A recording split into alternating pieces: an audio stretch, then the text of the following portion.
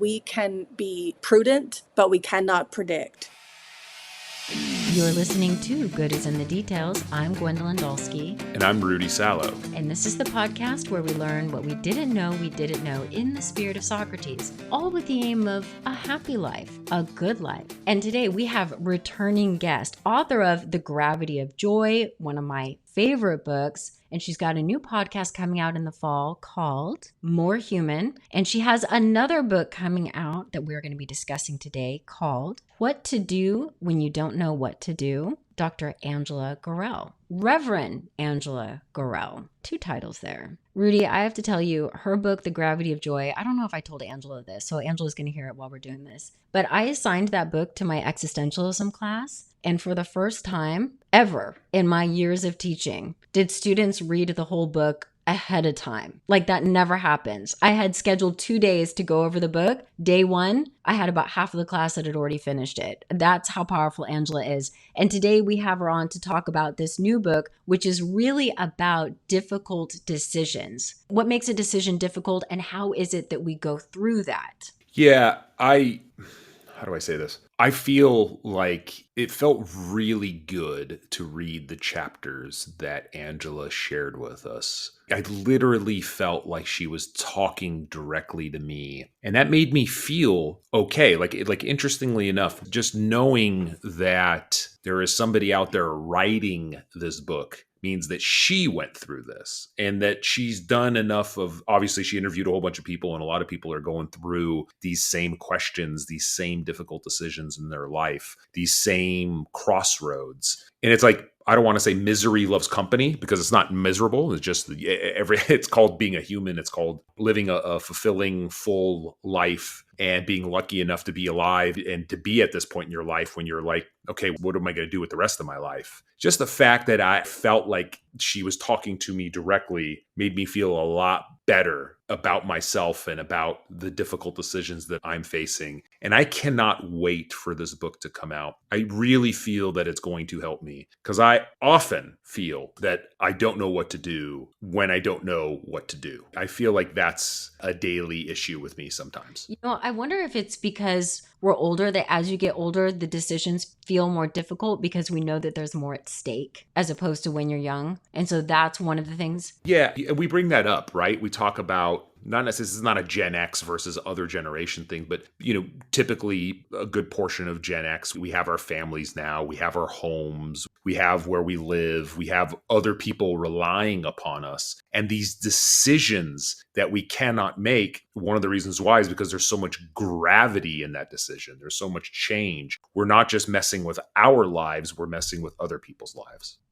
Yeah. Well put, Rudy. Yeah, I mean, this is the power of Angela's work. This is why we have her on. This is why she's so amazing and why we enjoy reading her work and promoting her work is because she really taps into these core values and struggles. And it's very, very real. And she's so thoughtful in her research. I think that when people are at this crossroads and having a difficult time, it's really helpful to know, hey, other people go through this. Like you will survive. You will be okay. Other people are also going through this. But I think one of the things that can make a decision difficult is that feeling that the weight of the world is on your shoulders and that you're alone and the only one who's dealing with it. So there is a lot of helpfulness in knowing that other people go through this and how do they get through difficult decisions. Absolutely. Well, I got, I told you my midlife crisis, I got roller skates and I went out.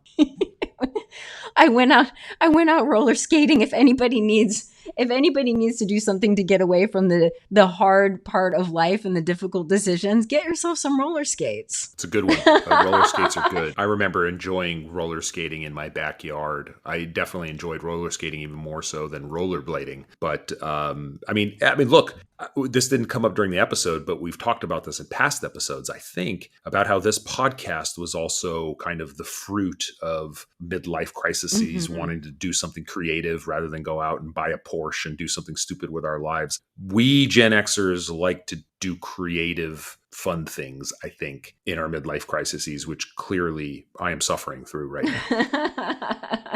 Okay, let's talk about difficult decisions with Reverend Angela Gorrell, PhD, third time on the pod.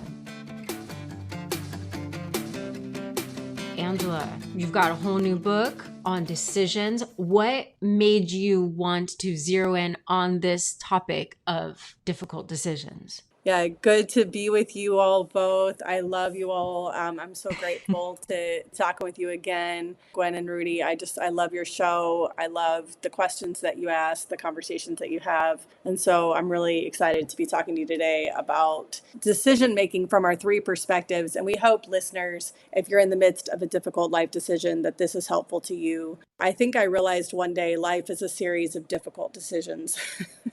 That was one part of it. But for me specifically, I had a very difficult decision to make. Fall 2021, I realized I was headed toward tenure at my university. And as you all know, I was a professor for a number of years, worked at Yale, worked at Baylor. I've been an adjunct at other different institutions, but I was at Baylor University, and sort of tenure, if you're not familiar with the university world, is one of the biggest promotions that you get in your career. It was coming, and my colleagues had voted to put me up for tenure, which generally means like you're ready and everyone is excited for you. But I was unsettled about it because my values were not aligning with the future that was being painted. Like there was sort of a picture of the future that was being painted by my colleagues, and I wasn't on board. Among other things that I could talk about, I had a really difficult experience that fall with a colleague, and I just began to feel this stirring. That's how my book starts. The first chapter is called Stirring. I had this stirring within me that was like, oh man, do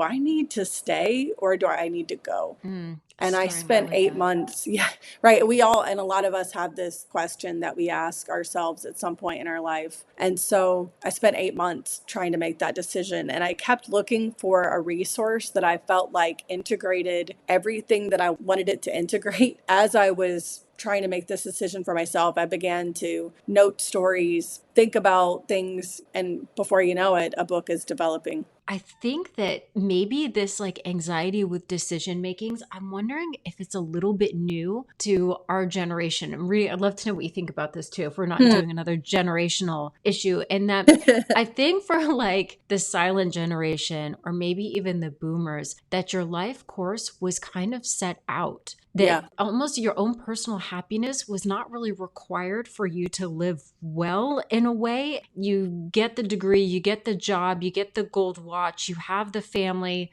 That was already out on the path, and that people might be struggling with decisions because, and this is the existentialist position, there is not just one path, but that it is open, and that anxiety that somebody experiences is because of the openness of the future. So it's almost as though, like you said, the stirring, but there is this feeling that this gut feeling that something isn't quite right and it's possible for more, but we get frightened because of that possibility for more. And that possibility for more might be unique as we get out of this idea that there's only one path in life. Oh You my know God. what I mean? Yeah. No, Like even yeah. with partners, with relationships, with things you can study, places you can go, like even the ability to travel in the way that you do, Angela, is like unique to us as opposed to people in Yeah. the past. No, you're right. I mean, I don't know that I've thought deeply enough. Like, I need to think more about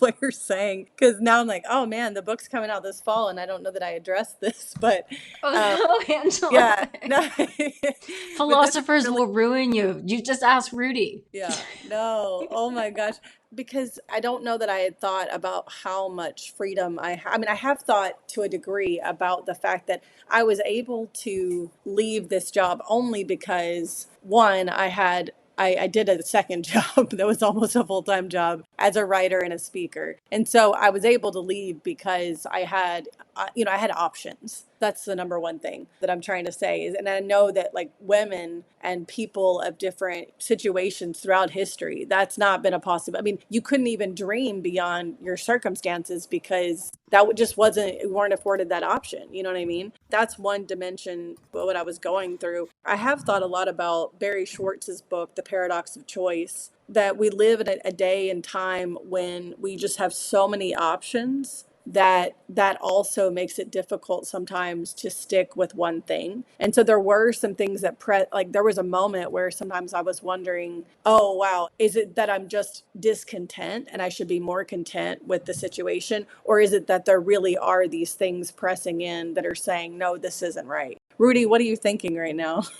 I'm having a flood of emotions looking over, in particular, your chapter 1. It's literally as if it's as if you're sitting me down and having a conversation, and you're talking to me. Yeah. Because every single word that you've written in here, I mean, I think I have gone through these emotions a lot and frequently, not every day. It's really A, well written, B, just amazing the way that you've been able to tap into. And by the way, I think midlife could be something, midlife crises can start even if you're in your 20s or 30s or something. I don't know. I'm not trying to age you in any way, shape, or form, but it's like I almost feel like this is exactly what the emotions and the words and the thoughts and the feelings that people go through in their midlife choices when they need to actually, okay, I'm looking at the back nine, I'm looking at the second half of my life, and I need to make a very difficult decision. What do I do? Most people, Angela, are going to do nothing. Nothing. 95% of people are not going to have the guts to make a choice, especially a choice that you did. I mean, the fact that you even went up for tenure and said thanks for no thanks takes an incredible amount of guts. And I love the fact that you're being honest that, oh, by the way, it's because I also had these other options because I had my side hustles. Yeah. There's an interesting corollary to what's going on in the economy these days, in that there are massive amounts of people that are out of a job. The economy, if you look at the stock market and you look at things, but then, you think, oh, everything's great. And yes, unemployment is low. People are being laid off, but so many people have their side jobs that people are not filing for unemployment, that people are not going to look for another job. Like, people have so many things going on, whether that was purposeful or whether that was not purposeful, that we are living literally in a new economy. The past data is not the same, in my opinion, for the future. It's really interesting that your book is like, it's coming at this new economy in a new angle. We do have options and choices these days that we've never had before. And that's incredible. And it's amazing that you've had the guts to take advantage of that. Kudos to you. Well, thank you so much for those words about chapter 1. I don't know that there's a better thing that an author can hear than I read your words and I felt them. I resonated with them. I felt like they were speaking the language of people. I mean, that's what I wanted to open the book with. If you're thinking things like this is for you. There were different parts of that. Basically, the opening is based on this just collision of all these conversations that I've had with people and then my own experience. That's what I try to do a lot, is just as I'm giving spiritual direction to people or counseling them, mentoring them, helping them as a professor and otherwise, just kind of, it's an amalgam of all these different conversations that I've had, these different scenarios that cause people to go, wait, hold on. Can I ask you a question really quick about that? Just really quick. There's something that I wanted to ask you. I wrote down. What does it mean to embrace paradox? It's actually in another chapter. So that, as you know, in books, like you gotta get set up in chapter 1 and then prepared for what's to come. There's another chapter called sifting. And what I did was I did a Facebook survey, and Facebook has been super helpful for me in the development of books, where I asked people a couple of years ago, what makes difficult decisions difficult for you? And as like someone who does a lot of qualitative research, where I look at people's language and stories, and then I put them into categories, and I can look at it at a certain amount of data and say, okay, these are the trends that I'm seeing here. And so I sort of coded the data, if you will, and I looked at the major, and I put all their comments into different buckets. And I came up with 9 common things that make decisions really difficult. And so 9 of the chapters of the 11 of the book, save for chapter 1 and the final one, are addressing very head on the things that people told me on Facebook. Over 200 people, these are the things that make my decisions difficult. One of them was, what I realized was this like collision of beliefs that people have. So whenever you're trying to make a difficult decision, a lot of times one of the dimensions of it is that you had this belief for a really long time. Say in my case, the belief that becoming a tenured professor is the best thing that could possibly happen to me. And then all of a sudden you have another belief that comes up, which is, in my case, my other belief was, I don't know that this institution is aligned with my values, with my highest values. And then those two beliefs collide with one another in your spirit, in your soul, and you think, oh my goodness, what do I do with these two things that seemingly feel like they can't both be held by me? And I say in this chapter, Sifting, that there are three possibilities. One is a sort of catch and release. You reject one belief and you take up the other wholeheartedly. The second option you have, I mean, and among other possibilities, but I provide three. The second option you have is expansion of the prior belief. So you take this initial belief that you have and you expand it, deepen it in some way so that you can add dimensions of the second belief that you've taken up. Or third is to embrace paradox. And that is that you wholeheartedly accept that both things that seem like they cannot be true are true for you, and you live in that. The example that I give for this book, I interviewed a number of people who are so gracious that are currently, have like navigated decisions in recent years or months, and 7 of their stories appear in the book. And this particular person that I get, and I give for each of these an example of these, of 3 of the 7 interviews appear in this one chapter. And this person, Rosalind, she was saying to me that she felt deeply called to take up a position that she had. I mean, she was so excited and she felt like it was an answer to her prayers. It was exactly what she needed to be doing. And then all of a sudden, a couple of years into it, felt like she was deeply called to go out on her own and to own her own business. And she's like, what do you do with that when like the answer to your prayer like is no longer the thing that you feel like you need to be doing? And for her, she just accepted that at the time, this was absolutely what she needed to be doing. And then now she needs to be doing something else. And that's embracing paradox. I don't know if does that help? Yeah, no, it does. It's fantastic, and yeah, Rosalind's story is also in chapter 7 of your book, and it's an interesting one. Is another way of saying embracing paradox, accepting discomfort, like life is discomfort, like live in discomfort and realize that you're not always going to be quote unquote happy, but what you need to do is be true to yourself. I think absolutely that it's essential for the second half of life. Richard Rohr would say this in his book, Falling Upward. Paradox is just, if you want to be contented in the second half of life, if you want to be open to happiness, to experience happiness, and to feel authentically yourself, yeah, I would say you have to embrace paradox. You have to learn to accept that two things that seemingly feel like they cannot both simultaneously be true can be. But that's second half of life thinking. And it's difficult thinking for Americans, I think in particular, where we live in a government. I mean, and you all could both weigh, but I think we live in a government system that constantly nurtures binary thinking. And so it's Yes. always, we live in an either or, this or that type of culture, especially politically, where it's like you really only have 2 options all the time. Like you think about any major issue in American,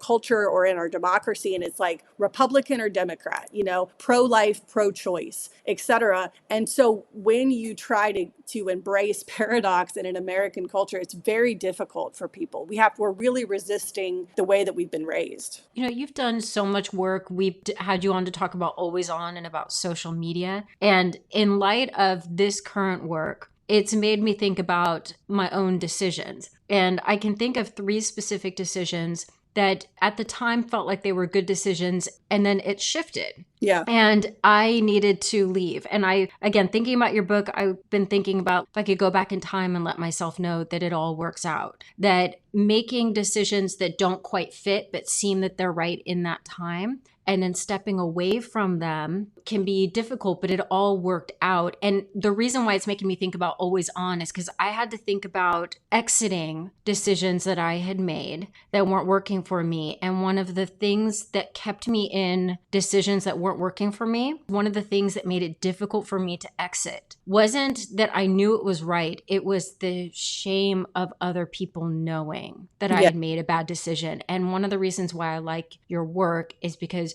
if we can be more open about the adjustments or getting new information or what feels right or possibilities, if we could remove that element of fear of what other people think or shame, then it would be so much easier to go through decisions. Or I know that that weighed a lot for me in these Oh, three yeah. specific instances. Oh, it was a very common theme in the response to my question on Facebook. So chapter 10, striving, is dedicated to when your decision risks hurt, disappointment, and judgment.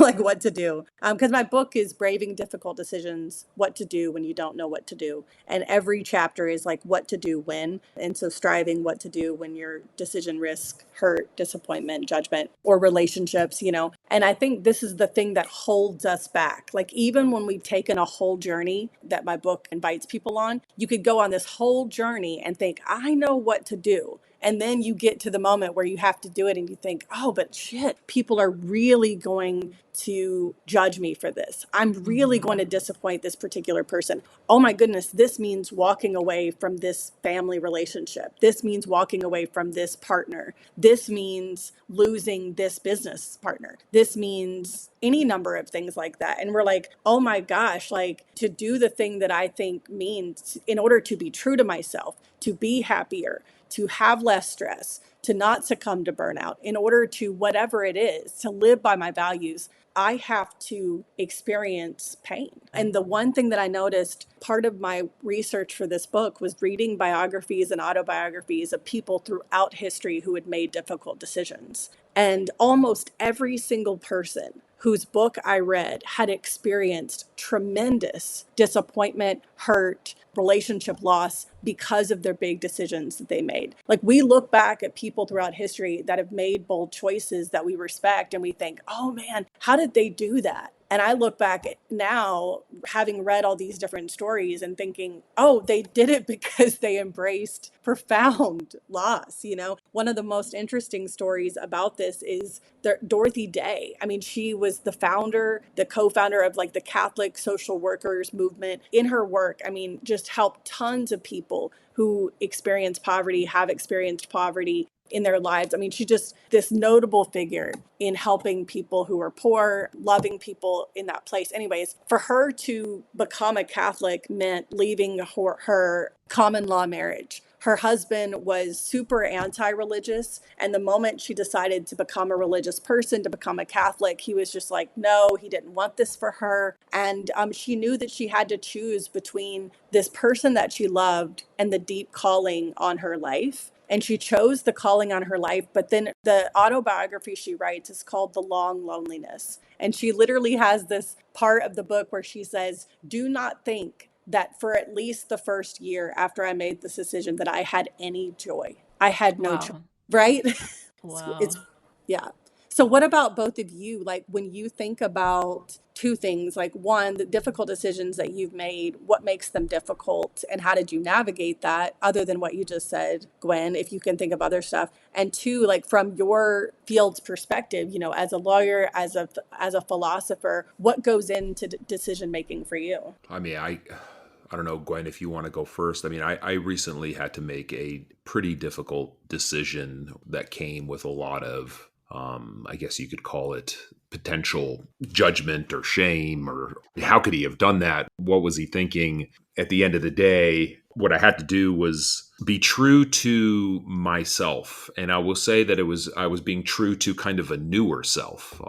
So I don't think the Rudy of the past would have made that decision. I guess I have moved more and more away from the binary thinking that is pervasive in the United States. And I'm trying to see literally all sides of very, very complex issues, very difficult historical, geopolitical issues, and try to be the one who's not going to get involved into group think. Just because I'm quote unquote a member of a tribe or a member of a certain group, I'm really trying to extricate myself and be my new self and say, no, this is wrong. I don't agree with you. you guys go ahead, make your decision. You guys do what you're going to do. I need to be true to me. And it has been extremely difficult. I look at myself in the mirror and I say, am I a coward? Am I protecting myself is it really all about a mind shift change, a move away from binary thinking, or is it something else? Are other people influencing me? It's very hard. It really is. And basically to answer the question is, it really all comes down to, in making a difficult decision, don't think that once you've made that decision to move forward that it's going to be easy. It actually makes things harder. The second guessing is going to beat you up. But at the end of the day, you know who you were when you made that decision. And when you made that decision, it was the right decision to make. And you need to live with it and learn from it. And this is definitely a second half of life decision. I don't want to I really prefer not to get too much into the details. I know I'm kind of dancing around a lot of things, but I'm trying to be helpful at the same time in that to support your point of, this is so much more important in your second half of life as you get to know yourself more, as you try to move away from binary thinking, as you try to have a more expansive mind. I'm living through that right now. And I tell you, it's very, very hard,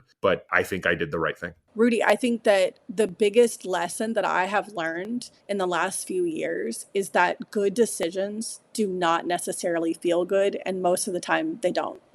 What a great lesson. Oh my God, Angela, that's it. That literally what you just said is so true. Yeah. The biggest decisions are the ones that you don't necessarily feel good with, but in the end, you will be a better person as a result of them because you're being true to yourself. Yeah, hindsight. When you see the growth, but in the moment, it's hard. That's why I say, I would love to tell my younger self, it all works out, because everything that felt like a crumbling or something that I need to move away from, it was on the other side of that. There were so many more opportunities for growth, whether it's professional or private, even financial growth, all meant that I had to let go of. And I kind of want to tap into what Rudy was saying, honoring yourself. I think one of the scary things about difficult decisions is that when you make them, it's also because you're responding to the self that you want to be. So it's not only letting go of something old, but it's also taking on that responsibility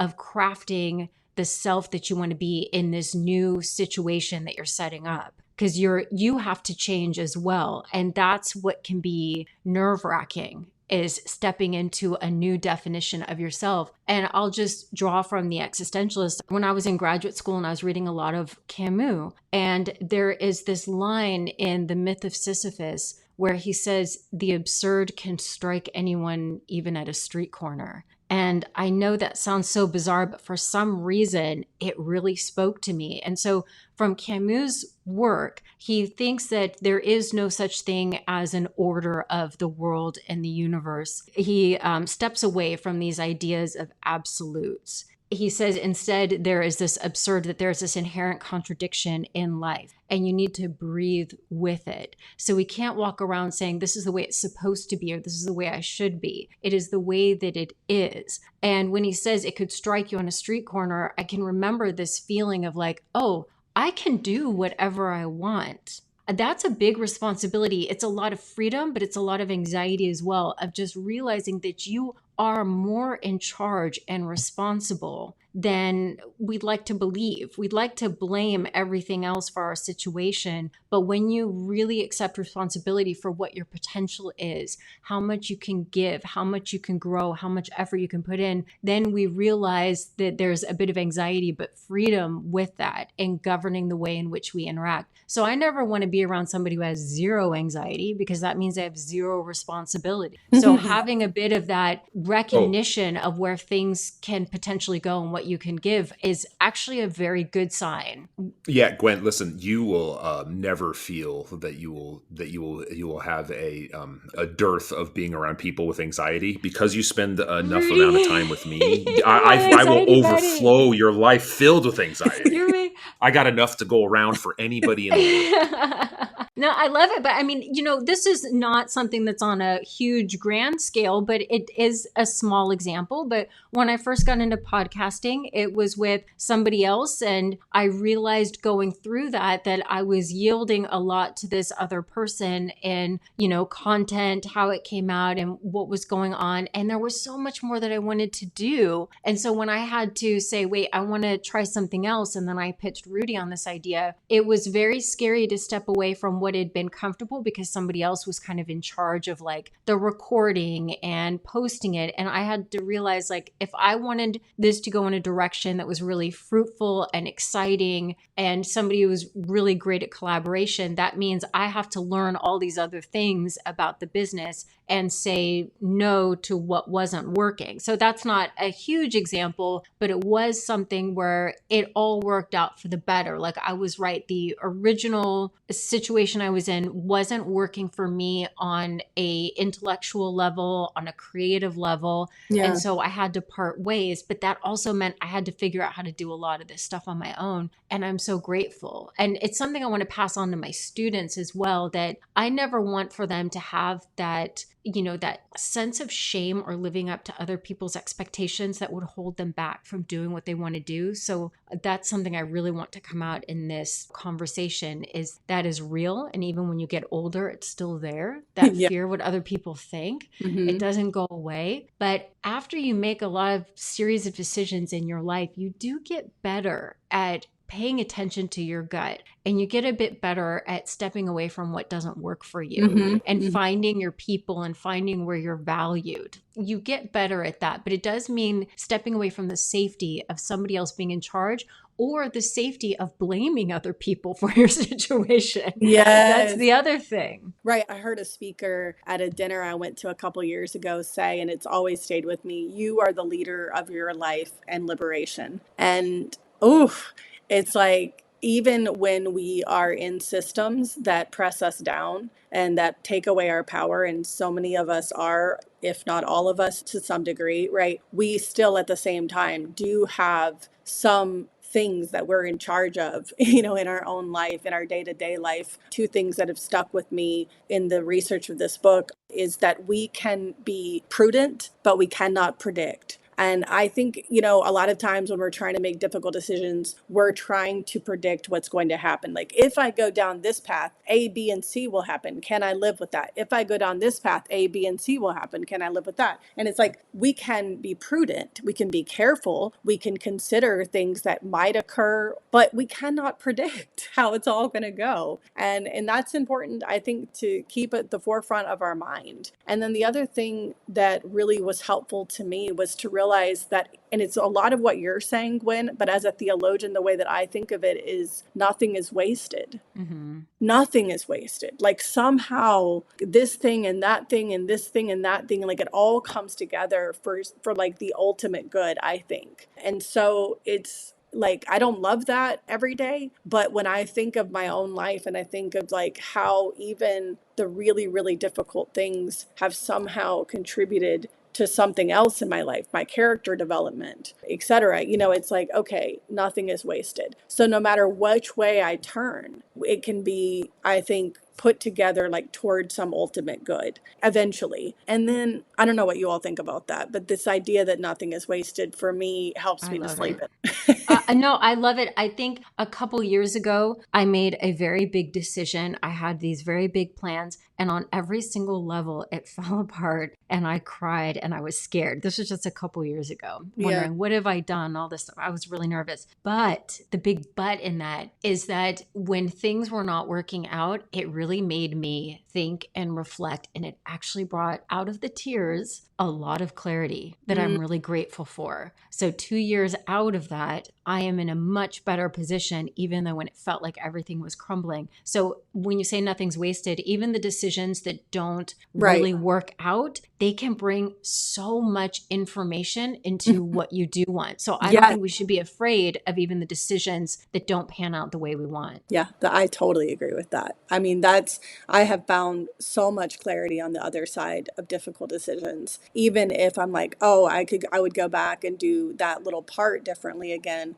But then that helps me with my next difficult thing. Yeah. And I think that, Rudy, you were saying there's a lot of anxiety for you, and a lot of you mentioned something, rumination. And I think that this is a thing that's the hardest part maybe of difficult decisions, is if you make a decision, not ruminating on that, going back every single day, like torturing yourself, like, did I make the right call after you've done it? And I think the way to help with that, one thing that I've really tried to embrace in my own life, is to find some moments during each day when I remind myself, like when I'm ruminating, like the thing that I press against is to say, okay, Angela, you did the best you could with the information that you had in the moment that you were living in. And to really trust that I did. With the information I had, I was as prudent as I could possibly be. You're absolutely right. If I was nice to myself and I liked myself, that would actually be the right thing to say, because it's the truth.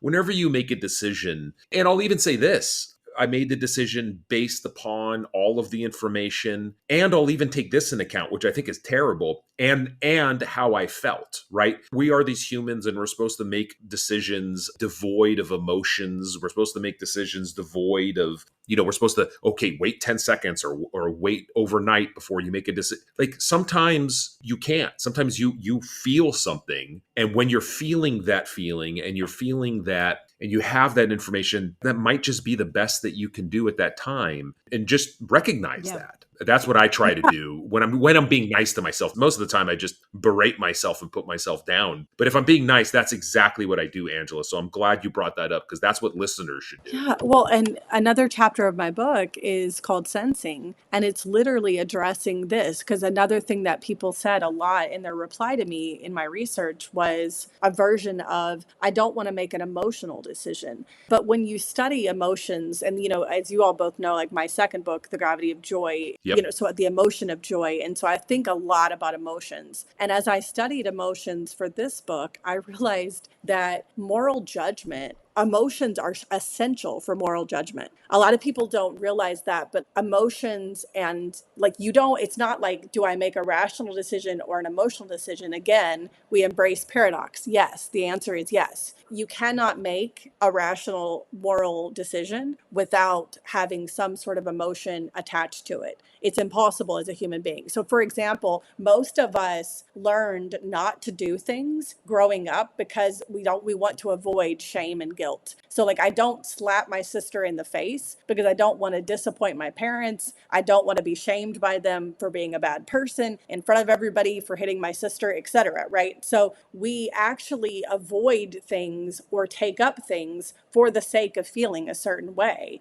But then also, difficult decisions like anger can be a signal that something is wrong and we need to do something about it. Like in my case with my university situation, my colleague had wronged me. And it was a signal, like, this is a toxic environment where this colleague is not being taken care of, without being able to go much into it right this second. And so emotions are part of our decision-making process. They're not the whole thing. They're not everything, but they are essential in making moral judgments. I know, Gwen, you could probably say more about that. Yeah, well, I mean, the body gives us information. That too. The body's giving us, I mean, it gives us fear, the gut, the butterflies, like our body is giving us information before we can even rationalize it. So I agree. In the history of philosophy, there's been this effort to discount the emotions, that they are of no good, and we just need to use reason, a priori reasoning. That's reasoning without experience, just pure logic. But that's not the way that we are built. And if something doesn't feel right, it can take some time for the head to catch up to that. But I think it's essential to pay attention to the body, our spidey sense, if you will. Yes. That's from Mark D. White, spidey sense. Yeah.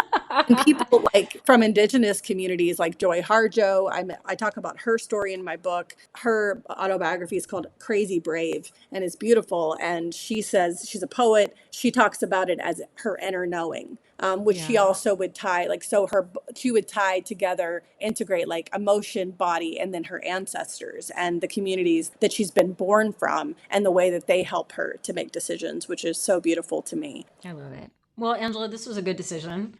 Yes, this was a great decision. Angela, I can't wait to get my hands on this book. I mean, I'm telling you, we love your books. Our listeners love your books. keep doing what you're doing. You are doing amazing things for this world. So I'm so happy you made that difficult decision to double down on what you're doing, because you're doing great things. So good to be with you all today. Thank you for sharing your perspectives on the difficult decisions that you've made and the things that have made them difficult, and then what helped you to keep moving forward. To everyone who's listening today, we hope that this is helping you to do the same. Keep moving.